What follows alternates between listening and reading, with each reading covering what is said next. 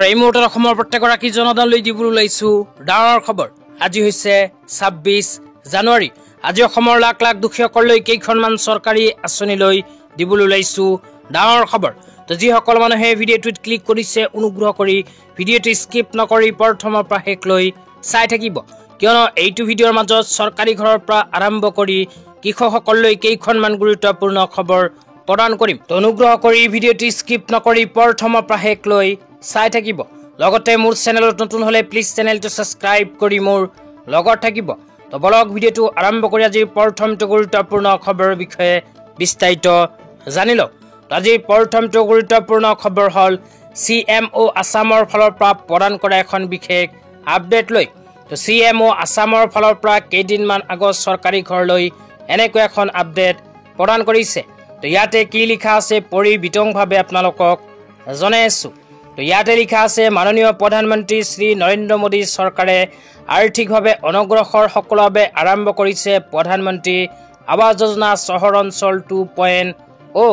তো ইয়াতে কোৱা অনুযায়ী ভাৰতৰ প্ৰধানমন্ত্ৰী শ্ৰী নৰেন্দ্ৰ মোদী ডাঙৰীয়াই আৰ্থিকভাৱে অনগ্ৰসৰ সকলক চৰকাৰী ঘৰ প্ৰদানৰ বাবে ঘোষণা কৰিছে প্ৰধানমন্ত্ৰী আৱাস যোজনা চহৰ অঞ্চল 2.0 আঁচনি।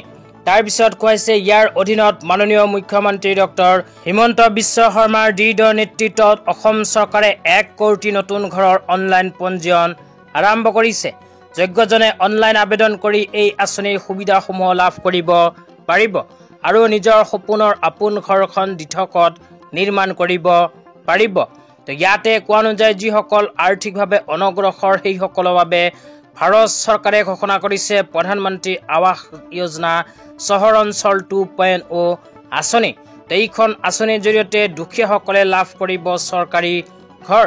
তো আপোনালোকে যদি এইখন আঁচনিৰ চৰকাৰী ঘৰ পাব বিচাৰে তেন্তে কেনেকৈ আবেদন কৰিব জানিব বিচাৰিলে এইটো ভিডিঅ'ৰ কমেণ্ট বক্সত কমেণ্ট কৰি জনাই দিব। তেতিয়া আপোনালোকক দিবলৈ ওলাইছো আজিৰ দ্বিতীয়টো খুবেই গুৰুত্বপূৰ্ণ খবৰ। আজিৰ দ্বিতীয়টো গুৰুত্বপূৰ্ণ খবৰ হ'ল কৃষকসকলৰ বাবে। তো আপোনালোকে মোবাইল স্ক্ৰীনত চাব পাৰিছে কৃষকসকলৰ বাবে এনেকৈ এখন আপডেট ইতিমধ্যে আমাৰ হাতত আহি পৰিছে।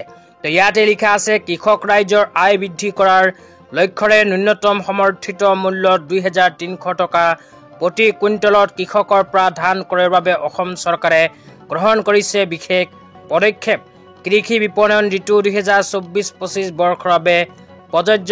তো ইয়াতে কোৱা অনুযায়ী যিসকল কৃষকে ধান খেতি কৰে সেইসকল কৃষকে এতিয়া বিচাৰিলে নিজৰ ধানখিনি চৰকাৰৰ ওচৰত কৰিব পাৰে বিক্ৰী।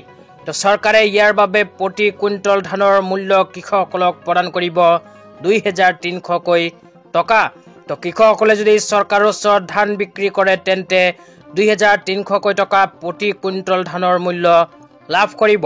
তো যিসকল কৃষকে ইতিমধ্যে চৰকাৰক ধান দিছে সেইসকল কৃষকে প্ৰতি কুইণ্টল ২৩০০ টকা লাভ কৰিছে। তো তাৰপিছত আৰু কি লিখা আছে পঢ়ি আপোনালোকক বিতংভাৱে বুজাই দিছোঁ। অনুগ্ৰহ কৰি ভিডিঅ'টো স্কিপ নকৰি প্ৰথমৰ পৰা শেষলৈ চাই থাকিব।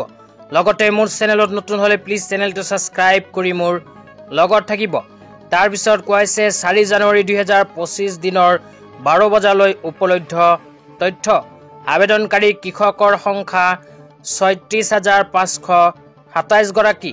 পঞ্জীয়নকৃত কৃষকৰ সৈতে উপলব্ধ ধানৰ পৰিমাণ মেট্ৰিক টন ৩,৫৫,৬৬৬। তাৰপিছত কোৱা হৈছে পঞ্জীয়নকৃত কৃষকৰ সংখ্যা ৩০,৯৫২ গৰাকী। তাৰপিছত কোৱা হৈছে ধান ক্ৰয় মেট্ৰিক টন ৮৬,৯৬৬। ধান বিক্ৰী কৰা কৃষকৰ সংখ্যা ৮,৮৩৮ গৰাকী। তো ইয়াতে কোৱা অনুযায়ী অসমৰ ৮,৮৩৮ গৰাকী কৃষকে ইতিমধ্যে চৰকাৰক প্ৰদান কৰিছে ধান। তো আপোনালোকে যদি চৰকাৰৰ ওচৰত ধান বিক্ৰী কৰিব বিচাৰে তেন্তে কেনেকৈ পঞ্জীয়ন কৰিব লাগিব, ক'ত গৈ পঞ্জীয়ন কৰিব লাগিব আৰু ক'ত গৈ ধান বিক্ৰী কৰিব লাগিব সবিশেষ জানিব বিচাৰিলে এইটো ভিডিঅ'ৰ কমেণ্ট বক্সত কমেণ্ট কৰি জনাই দিব। তেন্তে ইয়াৰ নেক্সট ভিডিঅ'ত আপোনালোকক জনাই দিম যে আপোনালোকে চৰকাৰৰ ওচৰত ক'ত আৰু কেনেকৈ ধান বিক্ৰী কৰিব পাৰিব। তেতিয়া আপোনালোকক দিবলৈ ওলাইছো আজিৰ তৃতীয়টো খুবেই গুৰুত্বপূৰ্ণ খবৰ। আজিৰ তৃতীয়টো গুৰুত্বপূৰ্ণ খবৰ হ'ল অসম আৰক্ষীৰ ফালৰ পৰা প্ৰদান কৰা এখন বিশেষ আপডেট লৈ। অসম আৰক্ষীৰ ফালৰ পৰা কি আপডেট প্ৰদান কৰিছে সেয়া আপোনালোকক বিতংভাৱে জনাই আছো। অনুগ্ৰহ কৰি ভিডিঅ'টো স্কিপ নকৰি চাই থাকিব। তো ইয়াতে লিখা আছে অসম আৰক্ষীৰ সতৰ্কবাণী ডিজিটেল এৰেষ্ট প্ৰবঞ্চনাৰ পৰা সাৱধান হওক অনুগ্ৰহ কৰি নাগৰিকসকলে মন কৰিব অসম আৰক্ষীয়ে আপোনাক এক নতুন প্ৰবঞ্চনাৰ কৌশল সন্দৰ্ভত সজাগ সতৰ্ক কৰিব বিচাৰিছে প্ৰবঞ্চকৰ দলে এতিয়া নিজকে আৰক্ষী বিষয়া বুলি পৰিচয় দি আপোনাৰ ফেন ইমেইল সোশ্যাল মিডিয়াৰ জৰিয়তে যোগাযোগ কৰিব পাৰে আৰু চক্ৰটোৱে আপোনাৰ বিৰুদ্ধে তদন্ত চলি আছে বুলি কৈ গ্ৰেপ্তাৰৰ পৰা হাত সাৰিবলৈ তাৎক্ষণিকভাৱে টকা আদায় দিবলৈ ক'ব পাৰে তো আপোনালোকে শুনিব পাৰিলে অসম আৰক্ষীৰ ফালৰ পৰা এনেকৈ এখন আপডেট প্ৰদান কৰিছে তো ইয়াতে কোৱা অনুযায়ী আপোনাৰ মোবাইল ফোনত বা আপোনাৰ ইমেইলত যিকোনো প্ৰবঞ্চকৰ পৰা বা চাইবাৰ অপৰাধীৰ পৰা আপোনাৰ মোবাইল নম্বৰত ফোন আহিব পাৰে তো ফোন কৰি আপোনাক ক'ব যে আপোনাৰ বিৰুদ্ধে আৰক্ষী চকীত এখন এজাহাৰ